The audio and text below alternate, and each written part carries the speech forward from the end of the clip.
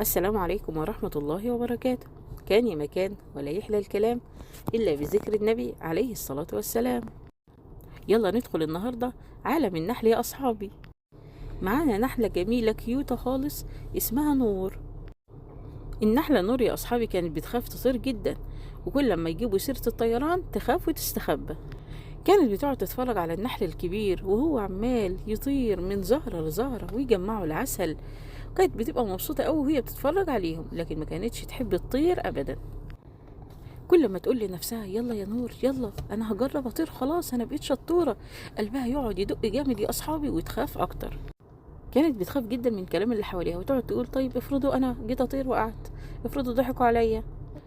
وفي يوم يا أصحابي جات رياح جامدة جدا وقعت كل الأزهار اللي النحل بياخد منها العسل، والعسل وقع في أماكن ما ينفعش النحل الكبير ينزل لها خالص. النحل الكبير قعد يقول احنا محتاجين حد صغير ينزل يجيب لنا العسل ويلمه من تحت الورق، احنا مش هنقدر ندخل تحت كده. كلهم سكتوا يا أصحابي وبصوا على نور. نور ارتبكت يا أصحابي وقامت قايلة أنا بخاف، وقامت مستخبية. النحلة الكبيرة قالت لها يا نور الشجاعة مش إنك ما تخافيش، الشجاعة إنك تعملي الحاجة الصح حتى وإنت خايفة. أصحابك محتاجين لك يا نور. نور خدت نفس عميق كده وقعدت ترفرف بجناحاتها كده مرة واتنين، وقامت طارت يا أصحابي. هي كانت خايفة جدا يا أصحابي، بس لما لقت نفسها بتعرف تطير فرحت جدا، ولقت نفسها بتعرف تجيب العسل من أماكن النحل الكبير ما بيعرفش يجيبه. نور جمعت كل العسل اللي النحل كان عاوزه وأنقذت الخلية، وكل النحل كان مبسوط جدا بنور وقعد يسقفوا لها ويقولها انت شطورة، انت بطلة، انت شجاعة. نور كانت مبسوطة جدا يا أصحابي ومش مصدقة الكلام اللي هي بتسمعه. ومن هنا يا أصحابي نور اتشجعت جدا وبقت كل يوم هي أول نحلة تطير، بقت في المقدمة دايما وبقت تقول أنا قوية، أنا أقدر إن أنا أطير.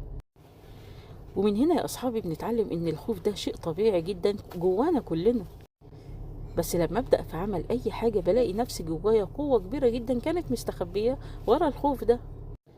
ومفيش حاجة تخليكي قوية أكتر من إنك تساعدي غيرك.